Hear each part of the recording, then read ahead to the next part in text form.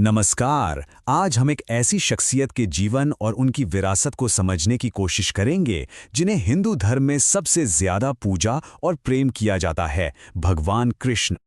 चलिए इस सफर की शुरुआत एक सीधे सवाल से करते हैं, एक ऐसा सवाल जो भगवान कृष्ण की पहचान के केंद्र में है। तो कृष्ण असल में हैं कौन? देखिए, उन्हें किसी एक दायरे में बांधना मुमकिन ही नहीं है। वो भगवान विष्णु के 8वें अवतार हैं। एक दिव्य रक्षक और महान योद्धा तो हैं ही, पर साथ ही वो एक गहरे दार्शनिक, एक कुशल राजा, एक सच्चे दोस्त और सबसे बढ़कर दिव्य प्रेम का साक्षात स्वरूप भी हैं। मतलब एक ही व्यक्तित्व में मानो पूरा ब्रह्मांड समाया हो। उनकी कहानी असल में उनके जन्म से भी पहले शुरू हो जाती है, एक भविष्यवाणी के साथ जो जुल्म के खिलाफ एक बहुत बड़े दैवीय हस्तक्षेप की नींव रखती है। और वो भविष्यवाणी ये थी, मथुरा के क्रूर राजा कंस को बताया गया कि उसकी बहन देवकी की 8वीं संतान ही उसकी मौत का कारण बनेगी। बस इसी एक भविष्यवाणी की वजह से कृष्ण के माता पिता को जेल में डाल दिया गया और उनका जन्म इतने खतरों के बीच हुआ। जन्म के तुरंत बाद उन्हें किसी तरह बचाकर गोकुल और वृंदावन के गांव में पहुंचाया गया और यहीं पर कृष्ण का बचपन बीता, जो शरारतों, प्रेम और उनकी अद्भुत शक्तियों की कहानियों से भरा हुआ है। उनकी ये जो बचपन की कहानियां हैं, जिन्हें लीला कहते हैं, वो दिखाती हैं कि उनकी दैवीय शक्ति बचपन से ही जाहिर थी। चाहे वो मक्खन चुराना हो, जो असल में भक्तों का दिन चुराने का प्रतीक है, या फिर विशाल कालिया नाग को हराना, या फिर अपनी एक उंगली पर पूरे गोवर्धन पर्वत को उठा लेना, ये सब उनकी असाधारण शक्ति को दिखाते हैं।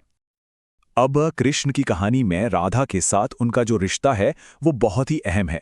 ये सिर्फ एक प्रेम कहानी नहीं है, बल्कि ये आत्मा और परमात्मा के बीच के उस गहरे और अटूट प्रेम का प्रतीक है जिसे भक्ति का सबसे ऊंचा दर्जा दिया गया है। बचपन के बाद वही दिव्य बालक अब एक ऐसे लीडर के रूप में सामने आता है जो बड़े बड़े राज्यों की किस्मत बदल देता है और मजबूत गठबंधन बनाता है। उनका पूरा जीवन एक अद्भुत यात्रा की तरह है। मथुरा के कारागार में जन्म, फिर वृंदावन में दिव्य लीलाओं से भरा बचपन, इसके बाद द्वारका के राजा के तौर पर एक शानदार सोने का शहर बसाना, और आखिर में कुरुक्षेत्र के मैदान में पूरी मानवता को रास्ता दिखाने वाले गुरु बनना। और उनका जो व्यक्तित्व है उसके दो पहलू बहुत साफ दिखते हैं। एक तरफ वो अपने दोस्त सुदामा के लिए प्रेम और भक्ति से भरे एक सच्चे मित्र हैं, तो दूसरी तरफ एक बहुत ही समझदार और रणनीतिकार राजनेता जो युद्ध को टालने के लिए हर मुमकिन कोशिश करते हैं। उनके जीवन का शायद सबसे निर्णायक पल कुरुक्षेत्र के युद्ध के मैदान पर आता है। यहीं पर वो अपना सबसे गहरा ज्ञान देते हैं, जिसे हम आज भगवद गीता के नाम से जानते हैं। सोचिए, युद्ध शुरू होने ही वाला है और महान योद्धा अर्जुन अपने ही परिवार के खिलाफ लड़ने की बात से पूरी तरह टूट चुके हैं। वो हथियार डालने को तैयार हैं, और उस वक्त अर्जुन के सारथी के रूप में कृष्ण अपने दोस्त को इस दुविधा में देखते हैं और इसी पल का इस्तेमाल जिंदगी की सबसे बड़ी सच्चाइयों को बताने के लिए करते हैं। तो कृष्ण अपनी बात शुरू करते हैं धर्म से। अब धर्म का मतलब क्या है? धर्म यानी हमारा वो कर्तव्य, वो जिम्मेदारी जिसे हमें निभाना ही है, चाहे हमारे मन में कुछ भी चल रहा हो और परिणाम की परवाह किए बिना। कृष्ण सिखाते हैं कि यही आध्यात्मिक मुक्ति का रास्ता है। इसके बाद वो कर्म के बारे में बताते हैं। वो सिखाते हैं कि आत्मा कभी नहीं मरती, वो अमर है, और हमारी आध्यात्मिक यात्रा इस बात से तय नहीं होती कि हमें फल क्या मिला, बल्कि इस बात से तय होती है कि हमारे कर्म कैसे थे। भगवद गीता का यही एक वाक्य उनके पूरे संदेश का सार है। अपना कर्तव्य करो, लेकिन उसके नतीजे से मत जुड़ो। बस सही काम पर ध्यान दो, निजी फायदे पर नहीं।